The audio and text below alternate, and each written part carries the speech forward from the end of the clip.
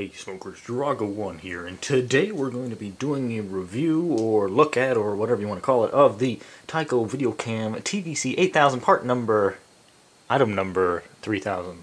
This is a very special item from my childhood. I don't remember what year I originally got it, but it had to probably still be in the 20th century. But this camera is responsible for hours and hours and hours of footage recorded, mostly of just the camera laying on the floor pointing at the wall. But still, this is a very, I guess you could say, sentimental object for me. It's we've been through a lot together. So we'll take a look at the camera itself and demonstrate some of its capabilities. So here is the camera itself, the Tyco VideoCam. You can see it has a little lens there. Most of this is just, you know, it's all plastic. It's all plastic. So I think got your batteries that go in here, and this is actually still on there with the phone number that shows you how to put the AA's in. And actually I've recently put some AA's in and it still turns on. I should probably take them out, or else it's going to corrode the hell out of this thing. This actually did have a lens cap with a string, and then it has a lens cap. That's gone now because it just got annoying, and so I just cut it off. The video quality is so poor that it really wouldn't matter if you kept this thing clean or not, because it looks pretty terrible. The actual viewfinder, if we actually get something to look at, is really just plastic that you look through. Two quote-unquote lenses and then an empty space. It doesn't really line up your shot very well, and I hardly ever used it as a result. So, and then of course we got the microphone there, which is mono sound. The output here, see, this is 1996. I don't know if I got this in 96, but mini jack right there is used along with this. This goes out to this, so it's just composite video and mono sound, like that. And so you plug this directly into your VCR, and you're good to go. So that's that. Oh, of course you got your little tripod mount. Made good use of that. Of course, this is a somewhat adjustable thing, so you can grip it.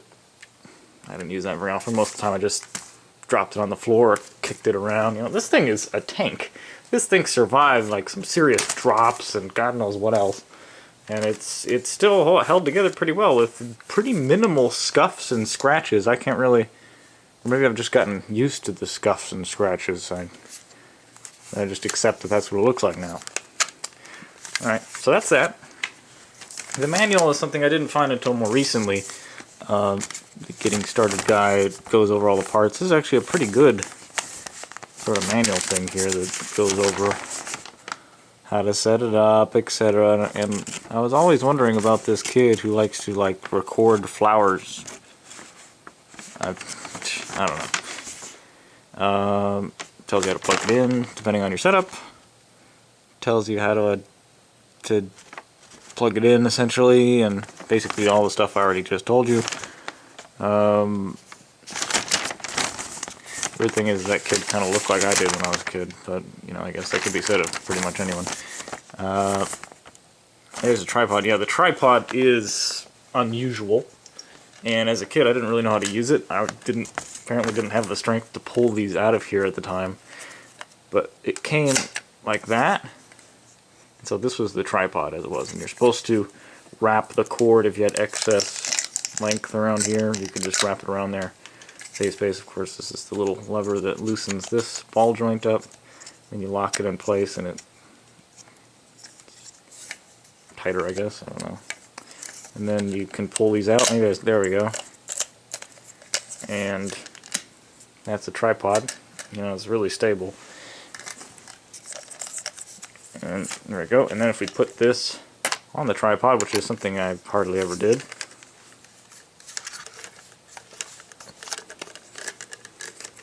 it looks like this, and is somewhat top heavy. course the bag it all comes in, it's just a bag. It says Tyco VideoCam on it, and it fits the camera in and everything else, and it's got a little carrying handle there if you want to carry it like that, I guess. Did you miss anything else on here? Cleaning the lens. The lens becomes dirty, it can be cleaned by using a blah blah blah. If I had read this part as a kid, I would have been kind of disappointed, because I had this dream of, if I bought enough of this cable, since this is by no means a go anywhere and take it and it'll record onto a tape in there. No, this has to be plugged into a VCR. I had this dream as a kid, well, not like an actual dream, just I was using my imagination, but where I would just buy like hundreds and hundreds of feet of this, and then we'd like drive somewhere and then just like take the camera and record it like Walgreens or whatever. But according to this, the maximum cable length of the camera is 75 feet. You know, just it only puts out so much, you know, current, I guess you could say, to carry it all the way down a line that long. So the VCR at the end wouldn't actually pick it up. And then we did go to Radio Shack to get another cable to extend its length. AC power adapter.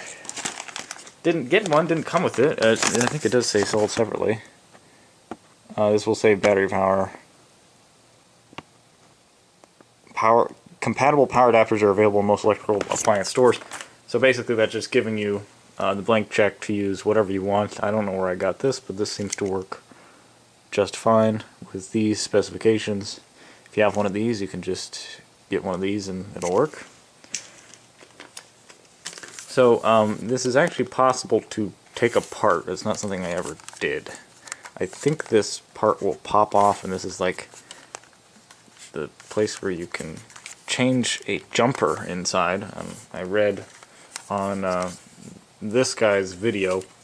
Alright, so without further ado, let's go ahead and test this thing out. So this is a feed of the Tyco VideoCam, recording a picture of the macOS 10 Tiger box. I'm still impressed of how smoothly the Power Macintosh 7500 reproduces video. Like, this is, you know, very passable for a television set. So the first thing you're going to notice is that the Tyco VideoCam has a very, very, very narrow field of vision. It's probably, I'd have to measure it, but it's probably less than 15 degrees? I don't even know. It's pretty bad. So to get an idea of what's really happening, here's the Tyco cam aiming at the Power Macintosh 7500. We're not really getting much of a picture-in-a-picture effect because, well, I don't know, it's too dark. It's trying to pick up like black and white, and it's bad. So the problem that you can run into if you're using this is that the battery will start to go out. And when the batteries start to go bad, then you start to see some very interesting stuff. Dad, why can't the camera barely see me? But first, you'll start seeing darker and darker and darker footage. Right now, that actually looks pretty dark, but, it's, and then actually being able to read anything on this, I mean, you can read from right there. This thing can't even read from here. You almost can't even tell what you're looking at, really. So if you want to bypass the batteries, you'll of course have to unplug this.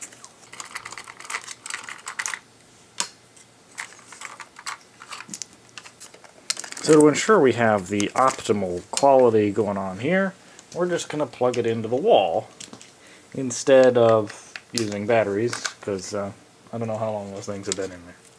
So now we'll turn this on, and I don't know if that LED looks any brighter, but let's take a look at the footage. Yeah, it looks just as dark. Now, since I'm curious, why don't we use the batteries to help calculate what the field of vision of the camera is. It's probably something like this. This is just going to be a rough estimate as to what the field of vision is. So there you can sort of see, the batteries are right on the edge there, just so you can sort of see where they are. And that sort of will give you the full range of its vision. See how wide it is. But how wide is that field of vision? It's not very wide. In fact, it only lets us see just the tiger box right there. It's not very good. Now for comparison, the camera I'm using right now has a field of vision that looks a bit more like this.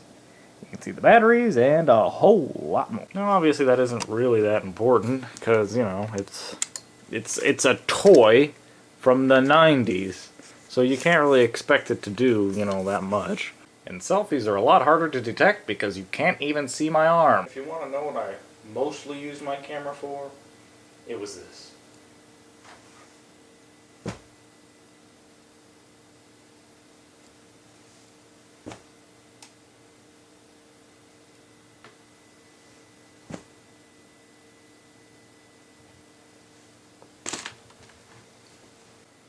The other thing is, if you look at a phone, you can see that it has that little IR light on there. It doesn't actually pick up the... Oh, did I mention this is black and white? I'm sorry. So, here's a challenge, guys.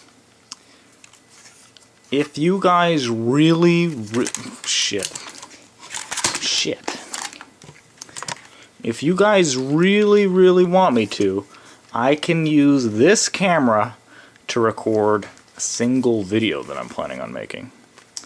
What do you say? Would you guys be willing to see in black and white quality with using its microphone, its camera, that's it, a direct line in to my capture card and literally record the whole video like that? Let me know if you actually want me to do that, because I will. Actually, I kind of want to. I might do it anyway, but if you want to see it, let me know, because it'll happen. Oh, crap. Really, this thing is indestructible. Like, it just will not... It will not break.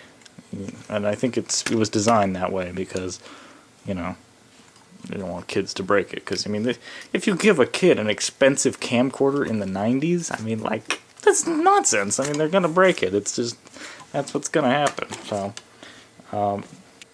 another weird thing about this camera is it makes black felt look light gray rather than, well, black. Here's what it actually looks like. And if it's ever pointed at a very, very bright light, you get this weird black hole effect. That it makes it look like the universe is just getting swallowed up. It's pretty creepy. But it's this interesting effect that I've actually seen on, like, 1950s black and white film. When there's something just too bright, it just makes this black vertical line on the screen.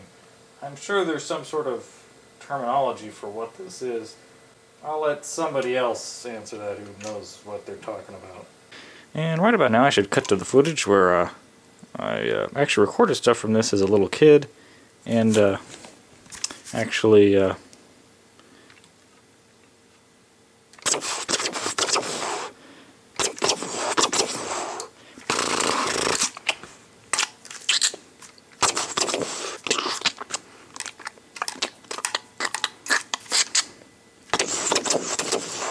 so now I should probably cut to the footage that I actually recorded as a kid using this camera.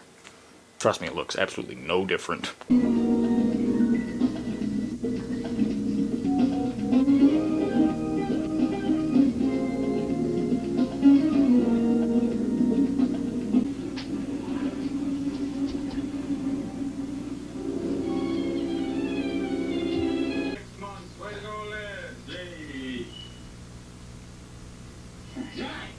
And from Saigon today, according to officials, I don't want this. I don't know what they are.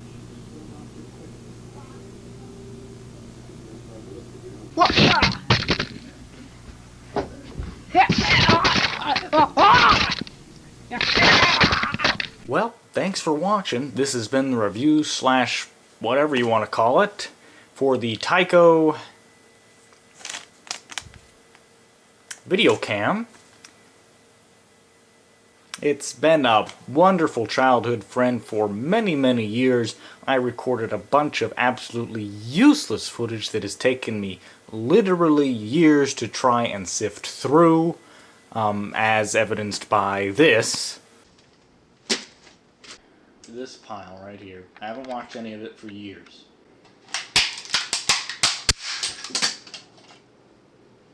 Holy shit. Finally, I can have some sort of conclusion to say thank you, camera, for all the weird stuff that happened throughout my life, and you were there. So, well, I guess I'll see you guys later. Have a good day, and bye.